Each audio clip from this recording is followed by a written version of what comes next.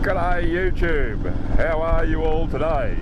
Well, here we are again on our multicultural subject, or multicultural relationships, and the top being the topic, and our subject for today is immigration and procedures.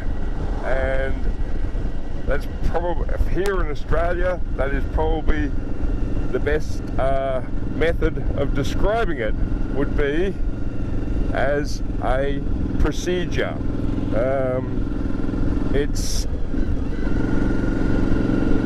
It is a procedure.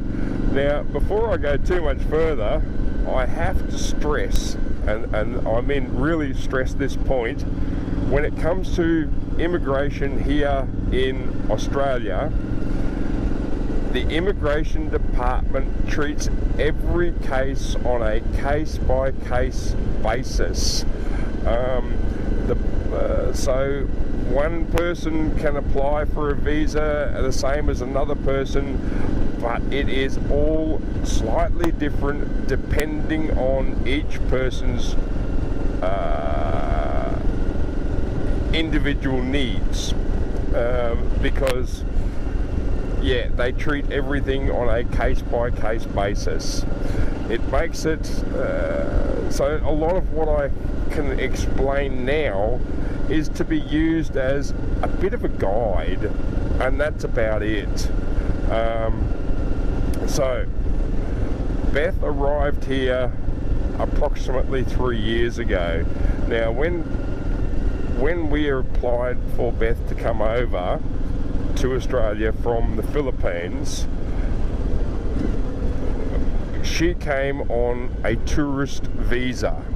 I'm just going to turn around here and go back the other way because we don't really want to go up there. Anyway, she came here on a tourist visa, and when we applied for the tourist visa, we actually stated that it was for a 3-month period so that we could spend some more time together, so that we could decide whether or not we wanted to get married and be committed in a full-time relationship. We were doing the mature adult thing to decide whether or not we wanted to spend the rest of our lives together. We wanted to be sure. We did not want to make a mistake. And that's what we stated to the immigration department. Therefore, they approved the application for the tourist visa. While Beth was here on that initial 3-month tourist visa, we decided to get married. We then applied for a tourist visa extension, because, to be quite honest, we couldn't afford the fee for the spouse visa application. Now, the fee for the original tourist visa is about $150, that application fee. Right? Now, depending on who you are, where you come from, how many people there are, how long you're applying for it for, the costs will vary. Okay, I'm speaking as a guide only. Okay, each case is different, but you will be looking at about $150 for your tourist visa application. We applied for the second tourist visa because we couldn't afford the spouse visa. We told the immigration department that we had got married and that we would be applying for a spouse visa at the end of the tourist visa extension. So there's another $150 for the second tourist visa extension. We then, after that 6-month extension, so 9 months in total, we then applied for the spouse visa. Now, here's the big one.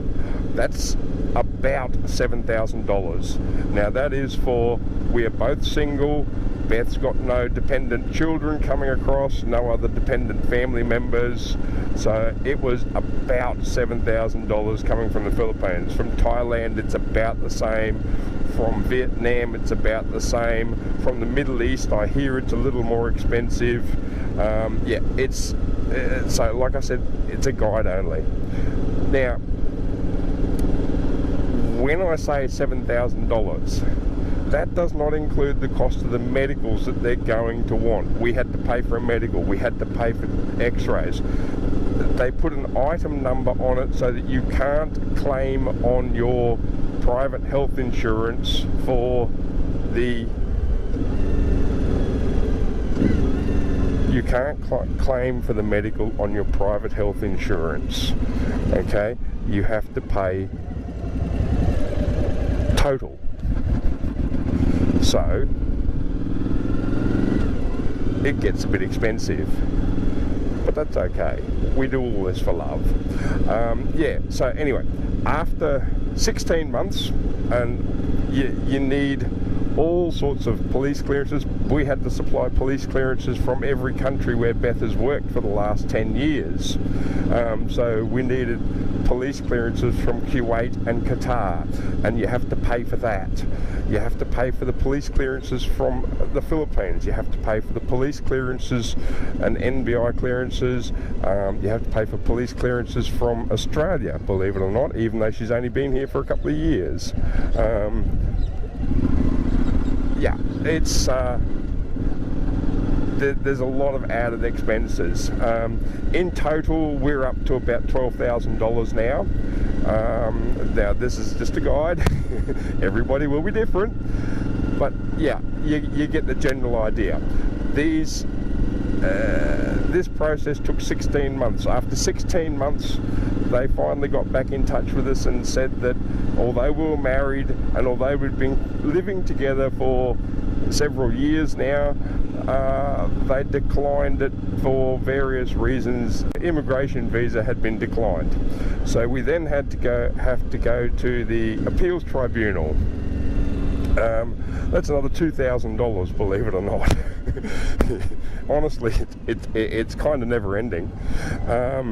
So we've had to get letters from other people within the community stating that we're in a loving relationship, long term, and to back us up for the fact that we are in a genuine long-term loving relationship. We've had to submit that to the appeals tribunal. We've had to submit bank statements to the appeals tribunal because they want to know that we're pooling our financial resources, and they want to know all sorts of things. Anyway, however, that was July last year we lodged that. We're now in March.